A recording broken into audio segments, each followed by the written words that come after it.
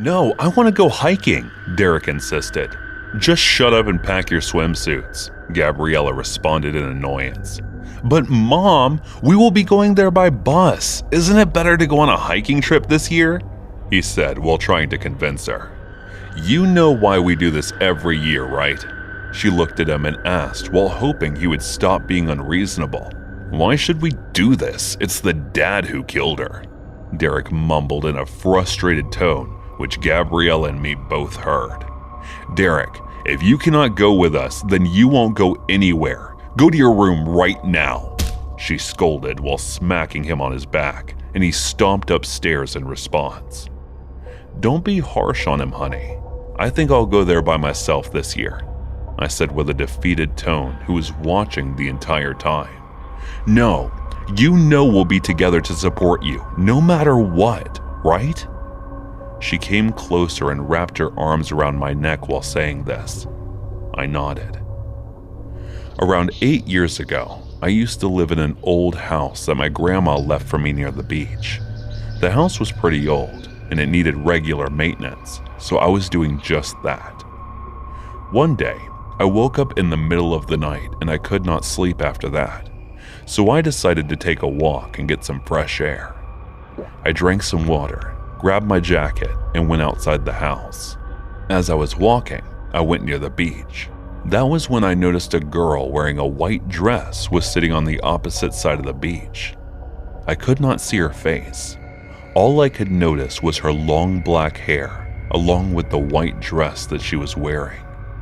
Water was washing off her feet and half of her body seemed wet. I thought, she may be depressed or something, and that must be the reason for her being here at this hour. So I did not think much of it at the time and went back to walking for a few minutes. The next day, I called my fiancée Gabriella and talked with her for hours. Gabriella and I were dating for almost 5 years now, and I had recently proposed to her. She was also pregnant with my child at the time, and I was in love with her more than ever. After talking to her for about an hour or so, I got ready for work and headed out. As I was passing through the beach, the scene from last night flashed through my mind. The same night I was drinking alone around midnight when I saw from the entrance that the same girl walked toward the same spot that she was sitting last night when she sat there. Maybe she just recently went through a breakup or something. That's what I thought then. As I was drinking, I stared at her, who was just sitting still, staring at the ocean for hours. But I soon got tired and started feeling sleepy, so I went to my bed.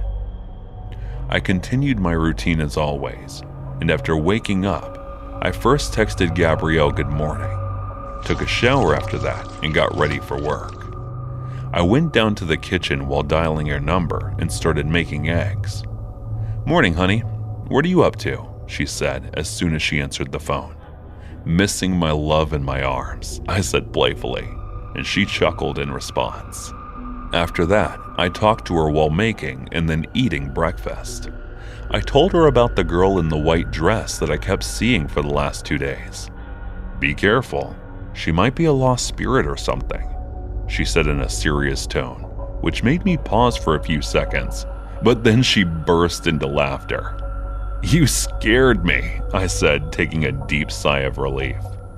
"Don't worry, maybe she's going through something. Just don't pay much attention. And if you're curious, just ask her if anything is troubling the girl," she said in a chill tone. "No thanks, I don't want to approach a possible ghost," I said, and we both started to laugh. After that, I kept noticing for a few days her sitting there and staring at the ocean while the waves wash off at her feet, making her half-body wet in the process. From her appearance, she seemed in her early 20s, but I could never see her face. One day when I was talking to my fiancé, she asked, "It's been almost a month, is she still doing that?" I told her that she was, so she said that maybe the girl needed help and suggested I offer help. I was thinking the same for the past couple of days, so I agreed. Later that night when I saw the girl sitting there, I walked closer to her and stood behind her. I called out for her. but she did not respond. I walked a bit more closely and asked if everything was okay. She turned her head toward me. Her lips looked chapped, and there were huge dark circles under her eyes. It made me scared for a few seconds. Then I shook my head and asked again if she needed any help. She kept staring at me without saying anything.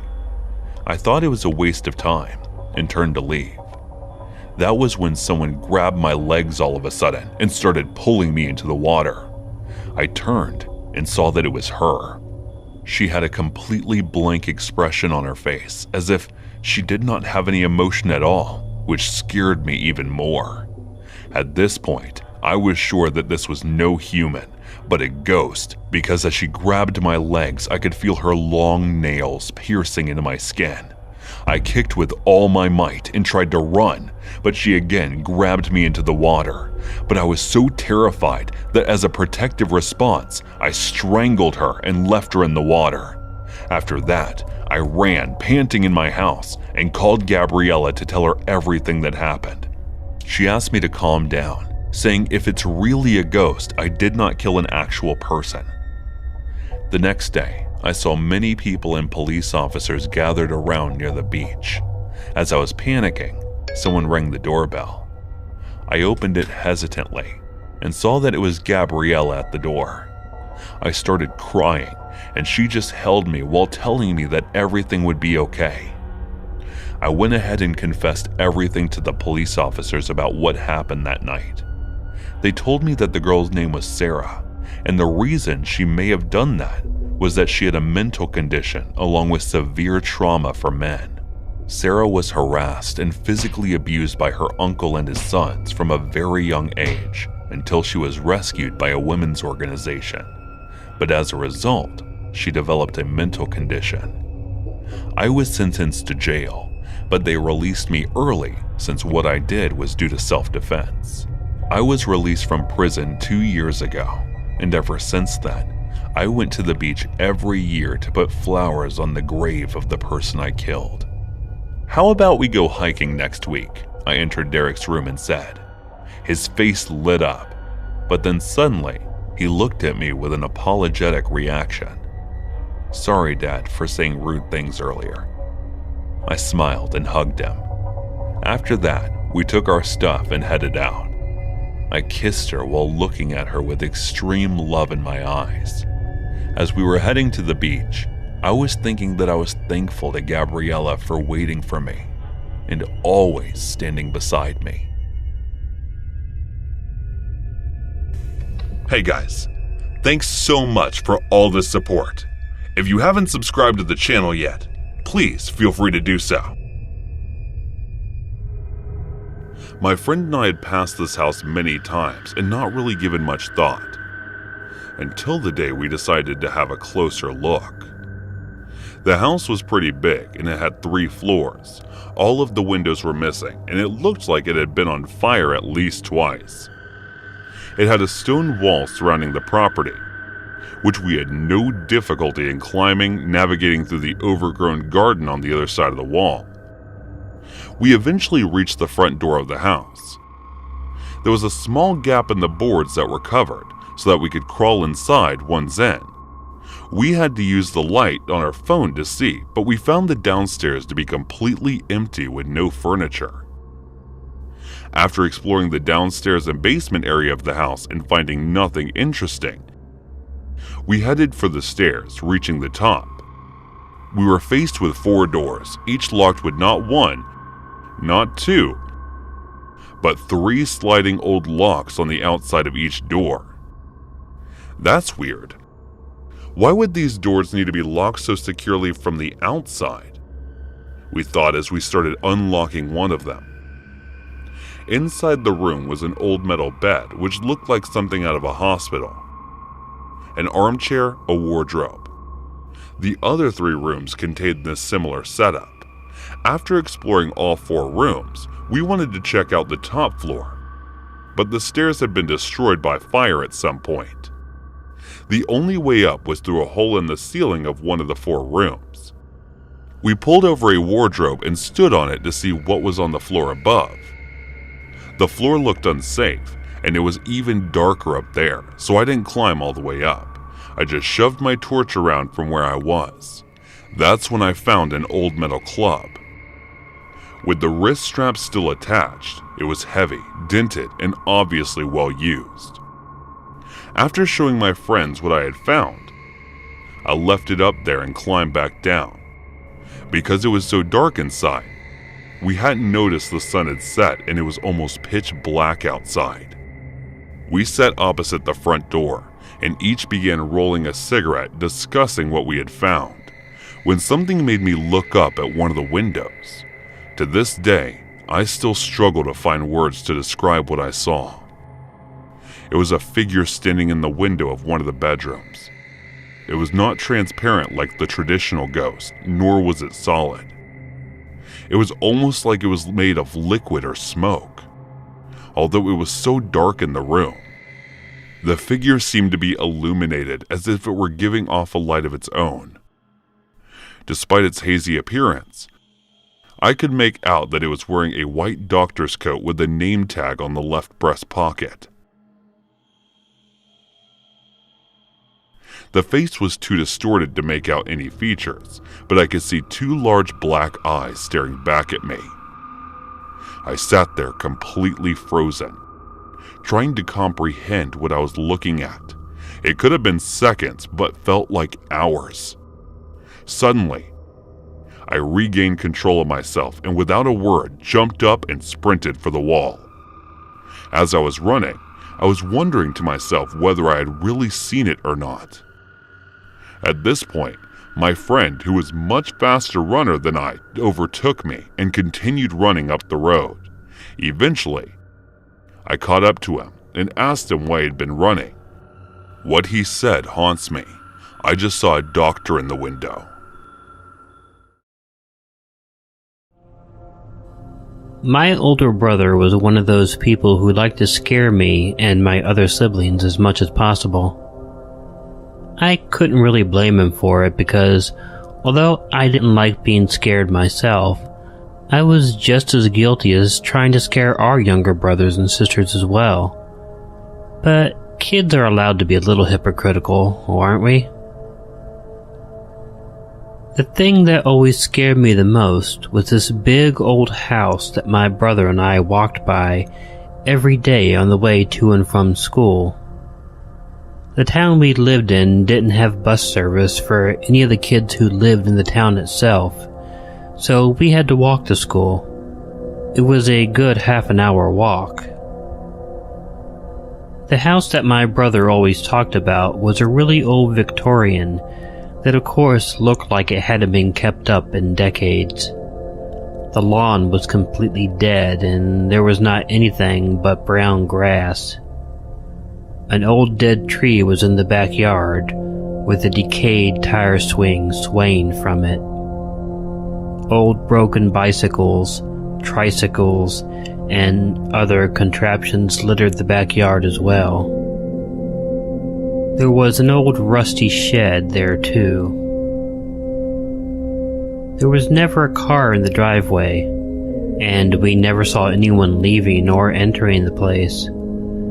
But we knew that someone lived there because if you walked by in the evening, you could see blue lights shining from behind the curtains as if somebody was inside, watching TV in the dark.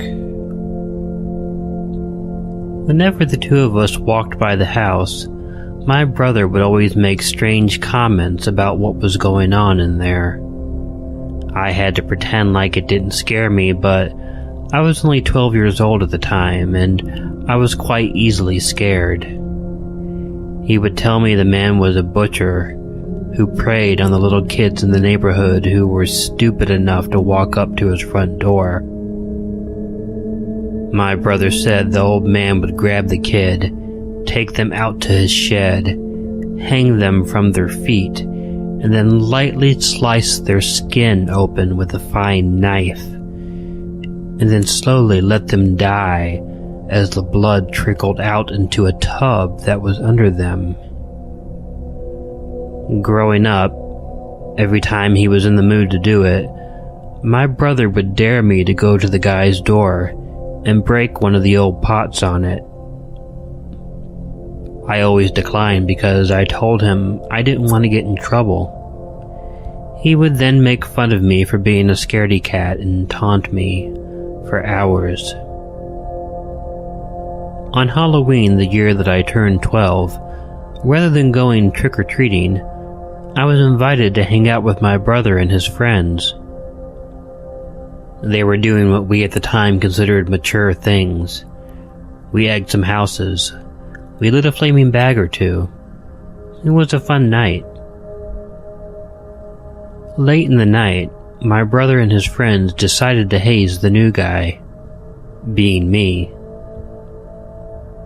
They dared me to go up to the old Victorian house and break one of the pots on the porch. As much as I wanted to be accepted by my brother and his friends, I did not want to do that. And they taunted me for it. And it was humiliating. But my fear was much stronger than the humiliation, and I continued to refuse to do it. When the taunting got really bad, I angrily blurted out to my brother, "Well, if you're so brave, why don't you go do it?" My brother hadn't expected that, and it worked perfectly because one of his buddies immediately turned to him and asked him that as well. Suddenly, all the attention was off of me, and it was turned to my brother. He was really taken off guard by the development. Still, my brother had to prove that he had the guts to do it. It was one thing for his little brother to be taunted, but he knew he could never live it down. So, acting all brave, although I could tell he was really scared, my brother walked up to the porch of the old building. You could tell he was scared out of his mind, but he didn't let it show. When he got up the steps, he grabbed an old flower pot and pulled it over his head. As he held the pot above him, proud of himself for what he was doing, I saw the door open behind him. A huge man walked up behind him as he was about to throw the pot. His buddies started screaming at my brother, telling him there was someone behind him. He just looked at us all like he didn't believe us. He just thought that they were trying to scare him. As he dropped the pot on the ground and it shattered, though, the guy grabbed my brother around the neck and held him there. My brother's chicken friends all ran off immediately. I couldn't do that, though. My brother had just been grabbed by a lunatic. I ran up to them before the guy could pull my brother into the house and tried to pull my brother away. The man swatted at me several times. He was huge, and he was choking the life out of my brother.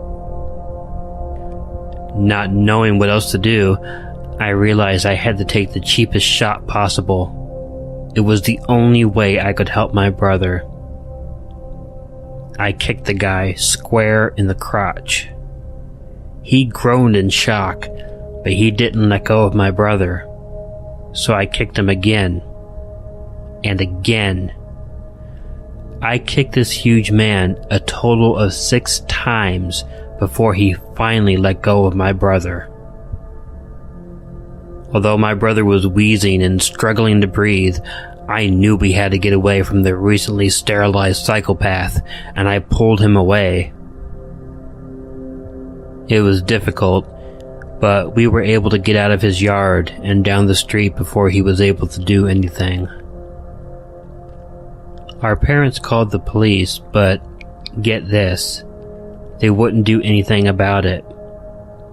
My brother was not only trespassing, but he vandalized the guy's porch.